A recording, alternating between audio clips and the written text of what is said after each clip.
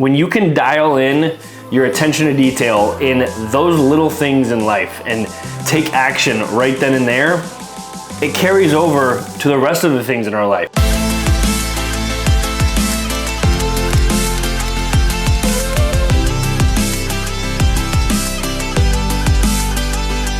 What is going on, my friends? Welcome back to another Thursday episode, an episode on the morning takeaway. I'm not going to take too much time of yours away. See what I did there?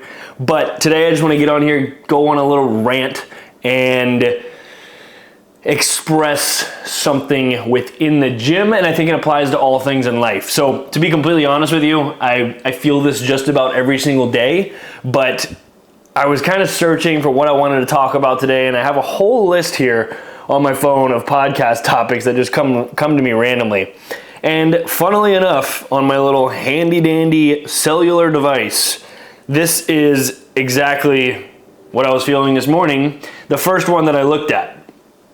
And I'm gonna read it to you, and then if I can find it, because I just lost it again, but bear with me. Here we are. But I want to talk about it. I'm going to read to you what I wrote, and then we're going to dive into it. Before we dive into it, don't forget to like this video, comment, subscribe, and hit the bell icon. That's the end of my YouTube sales pitch. I appreciate you watching. Very grateful for you.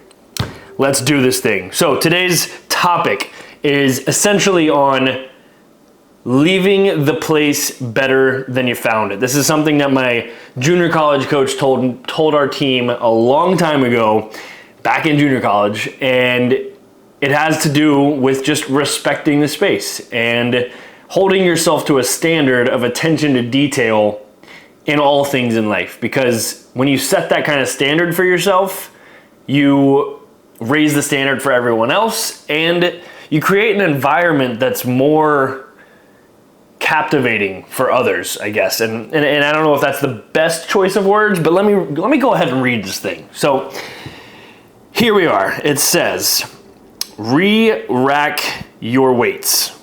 You're never too good. If you can lift it, you can put it back. Look out for the people after you. What about your elders? What about those who are disabled? Not to mention leaving the place better than it looked before. So, with that said, what do I mean by this? It is one of my biggest pet peeves in the gym when somebody's either like bench pressing or doing dumbbell presses or whatever it is, then just leaves their stuff there. Leaves the dumbbells on the ground, leaves the plates on the barbells, and it's just, it frustrates me.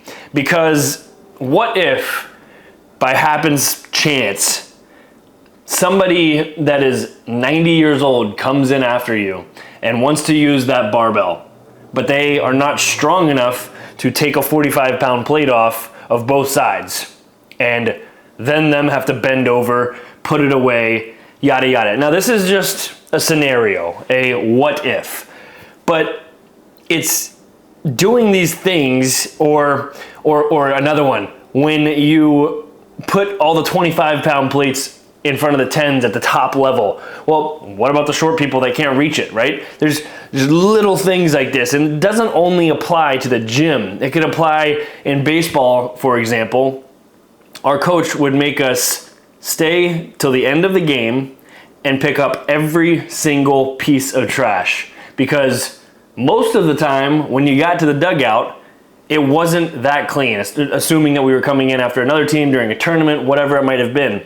Well, what does that say not only about you as a person, but collectively about the environment that you want to create, not only as a team, but those that might come after you? What if nobody knows who left that dugout really clean, but somebody comes in after and was like, wow, this place was really clean, we should leave it that way again, right? And now what are you doing? You're creating a better environment for the janitor that has to come in and do this. You're doing service for them as they do service for you, right? You're putting service out into the world.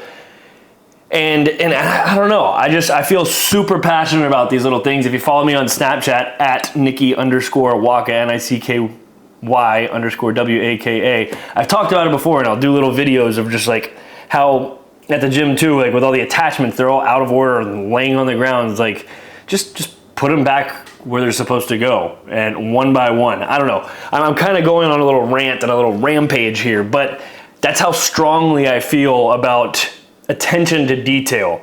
And I truly, truly, truly believe that when you can dial in your attention to detail in those little things in life and take action right then and there, it carries over to the rest of the things in our lives, in our careers, in our relationships, in our workouts, in our goals, whatever it might be, right? Like you take care of what needs to be taken care of right then and there, so that you can delay the gratification and essentially pick up the momentum. Like you never know that, I don't know, maybe delaying the gratification isn't the best term in this sense, but you're doing all the right things that stack up, so in the long run, they come back to you in a bigger way, right? And that's kind of the essence of what I talk about a lot on here, and doing the little things right, and stop stacking up the trash. It's not going to take itself out, right? But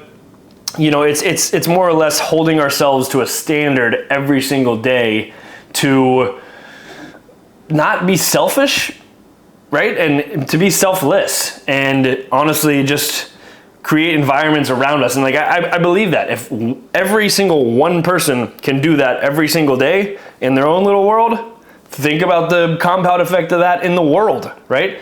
We've got less pollution, less like pollution in the sense of trash, right? Like there's so many different ways that could go. And obviously it's almost near impossible, but the fact that I'm even putting the message out is like, if somebody can take that away, and one person that listens to this is able to apply that to their own life, I don't know, the world could be that much better of a place. So, and obviously I'm passing this to you all because it impacted me when I was a teenager in junior college. So that's just a little rant for you today. It was very quick. I don't know if you felt it. It's nothing too crazy, but I think it's a standard to live by, and a very easy standard at that, right? Just leave the place better than you found it. Do the things that are necessary to look out for those people that might come after you, right? So that's where I'm going to end this thing. I appreciate you listening to my vocal cords rant on attention to detail. I'm going to end this thing with a random question generator. A random question. What are you interested in that most people haven't heard of? Whoa. I mean, I guess the nerdy answer to that is like all the science that goes into like motor neurons, norepinephrine, like all our hormones and excitatory everything in our brains and bodies. Like I don't know if you've heard of that. That's a boring question. Let's go to one more. What story does your family always tell about you? I did this one last week when I fell down the stairs at Christmas at 8 years old and jumped up and still was looking for Santa. What's your earliest memory?